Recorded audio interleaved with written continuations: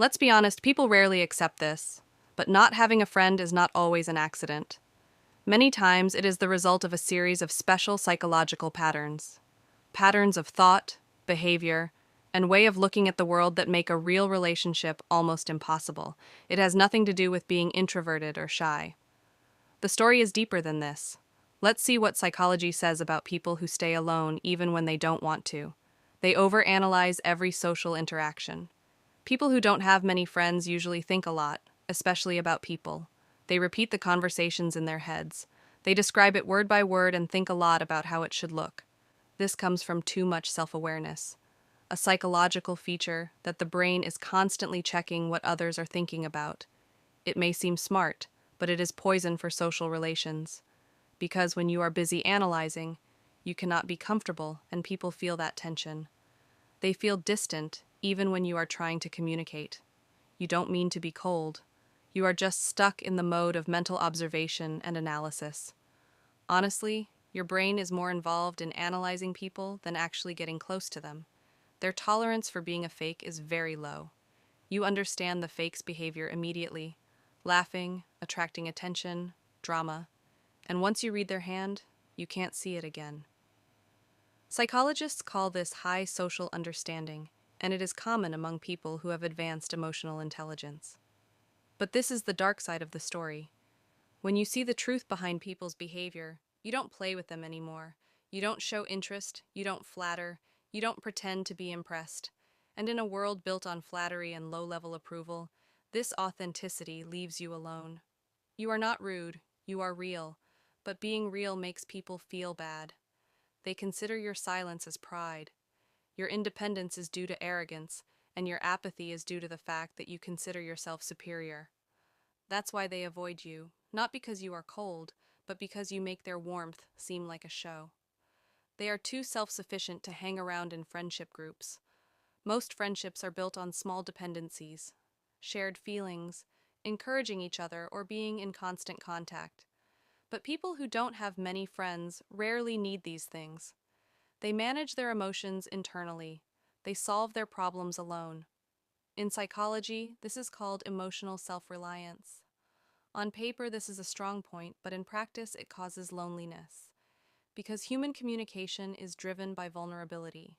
When you never ask for help, you never open your heart, you never show emotional need, people subconsciously feel useless and eventually stop trying.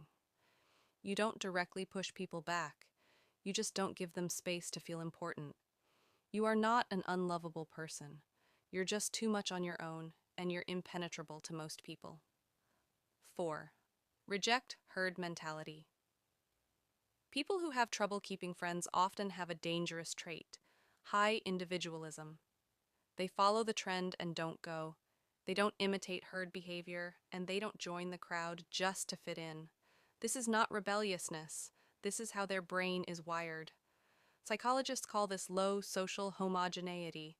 This is what makes you special, but at the same time makes you no longer an insider. You think independently, you speak your mind and question the social rules that others blindly accept. This will give you a sneaky respect but not intimacy, because people get along on similarities, not differences. When everyone is laughing, you are analyzing the joke. When everyone agrees, you ask why. When everyone follows you, you quietly pull away. This distance makes you stay true to yourself, but it keeps you lonely. 5. They have a problem with giving back to you emotionally. This is a truth that few people want to accept. Some people are horrible in friendship because they don't know how to show their feelings to each other. They understand logic, not warmth and intimacy. They know how to support, but they don't know how to share their feelings. In psychology, this is related to alexithymia. It means the problem of expressing or recognizing feelings.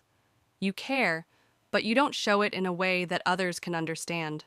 So even though people may admire your mind, they will emotionally disconnect with you.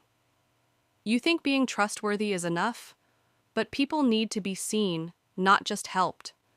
It's not like you don't have feelings. The problem is that you process your feelings in your privacy. And by the time you are ready to express them, that moment has already passed. Most people who don't have friends don't lose their friends overnight. They help me with a series of small patterns: not responding soon enough, not showing their feelings enough. When everyone was pretending, they didn't pretend. They become too self-aware, too detached, too precise for the social world that revolves around emotional noise. But here's the part that people don't see. Not having a friend doesn't mean you have a problem. It just means that your mind values truth more than belonging. You can't make a fake connection. You can't hide your personality just by being in a group. And that is why you are alone. Not because no one understood you, but because few people can match you. You don't have to change your personality, but you have to understand it. Because when you understand how your characteristics affect your relationships, you will stop asking yourself why I don't have a friend, and you will start to understand that not everyone has the capacity to get along with me. If you want to understand how your mind really works, not the fancy and sweet version, subscribe, because we are not talking about motivation here. We are talking about the psychology that makes the truth.